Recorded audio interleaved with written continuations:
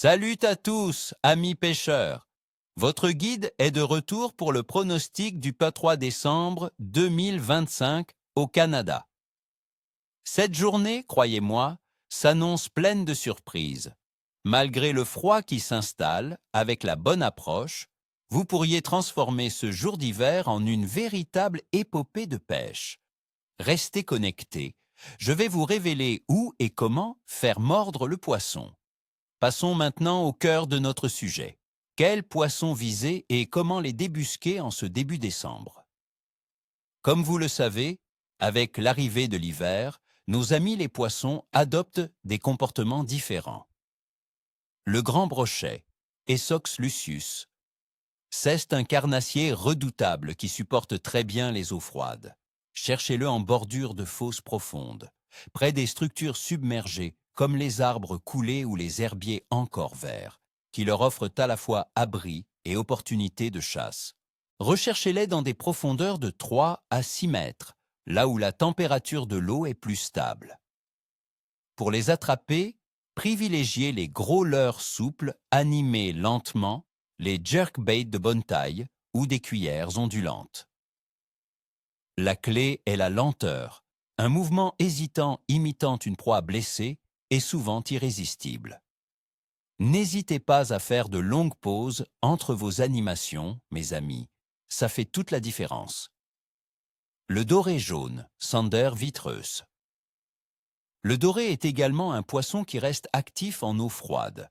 Vous le trouverez en général près des structures sur le fond, pointes rocheuses, cassures et monts sous-marins. Il aime les eaux plus profondes, entre 5 et 10 mètres, où il se poste en attente. Une technique très efficace sera la pêche verticale avec des jigging wraps ou des ménémores montés sur une tête plombée. Animez votre leurre juste au-dessus du fond, avec de petits mouvements. La patience est de mise. Le doré peut être très subtil dans ses touches en hiver. Tentez aussi les zones où il y a un léger courant. Cela peut concentrer les proies.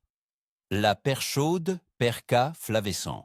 Ce petit combattant reste bien présent en hiver. Les perchaudes se regroupent quite souvent en bancs, serrés dans les zones un peu plus profondes, à 4 ou 5 mètres, près des herbiers restants ou des fonds vaseux. C'est là qu'elles trouvent de la nourriture et un peu de chaleur relative. La pêche au petit jig, avec des vers de terre ou des larves d'insectes, est excellente. Vous pouvez aussi utiliser de petits leurres souples ou des cuillères à jigger très fines. Une petite astuce, utilisez des appâts très odorants. Ils attireront les perchaudes même quand elles sont léthargiques. Le touladi, Salvelinus namecush. Ce poisson de fond préfère les eaux froides. Le touladi sera dans les fosses profondes, entre 15 et 30 mètres, souvent près des structures rocheuses ou des hauts fonds escarpés. La pêche à la traîne lente avec des appâts morts de bonne taille, ou le jigging lourd avec des cuillères métalliques ou des swimbaits sont des techniques à privilégier. Assurez-vous d'atteindre le fond et de travailler votre leurre près de la zone où le touladi se nourrit. La présentation doit être précise et insistante. Maintenant, mes chers amis, parlons de ce qui influence le plus nos sorties, les conditions. La météo du 3 décembre 2025 au Canada. Pour ce mercredi 3 décembre, attendez-vous à une journée ensoleillée mais très froide au Québec, avec un maximum de moins 7 degrés Celsius et un minimum de moins 7 degrés. Celsius la nuit? Le vent sera léger, jusqu'à 15 km par heure, ce qui est une bonne nouvelle car un vent fort rendrait la pêche beaucoup plus difficile. La nuit précédente, il y aura eu des accumulations de neige entre 5 et 10 cm, ce qui couvrira le paysage d'un beau manteau blanc, mais ne devrait pas affecter directement la pêche en eau libre, sauf peut-être les accès. Le soleil se lèvera à 7h34 et se couchera à 16h41, nous offrant environ 8,7 heures de lumière du jour. La baisse des températures entraînera une activité métabolique ralentie chez les poissons, les rendant moins enclins à se déplacer sur de longues distances. La température de l'eau. Les températures de l'eau seront glaciales. oscillant autour de 0 à 1,3 degrés Celsius dans des régions comme la Gaspésie et Rimouski. Ces eaux très froides dictent le comportement des poissons. Ils deviennent léthargiques, se regroupent et cherchent les zones les plus stables et légèrement plus chaudes ou les plus riches en nourriture facile. Leurs besoins en oxygène diminuent et leur digestion ralentit considérablement. Attendez-vous à ce que la plupart des poissons d'eau douce restent en profondeur, près du fond, là où la température est souvent un peu plus constante. La couche d'eau à 4 degrés Celsius, la plus dense, se trouvera au fond, attirant de nombreux poissons. La phase de la Lune.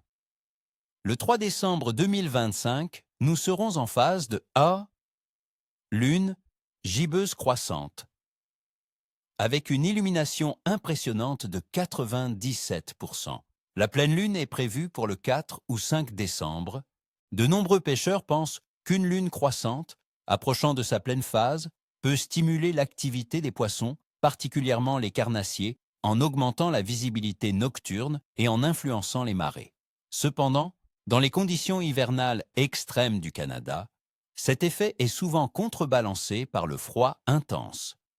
Néanmoins, cela peut signifier que les poissons auront de courtes périodes d'activité accrue, surtout en début ou fin de journée. Activité générale de la pêche et évaluation du clève.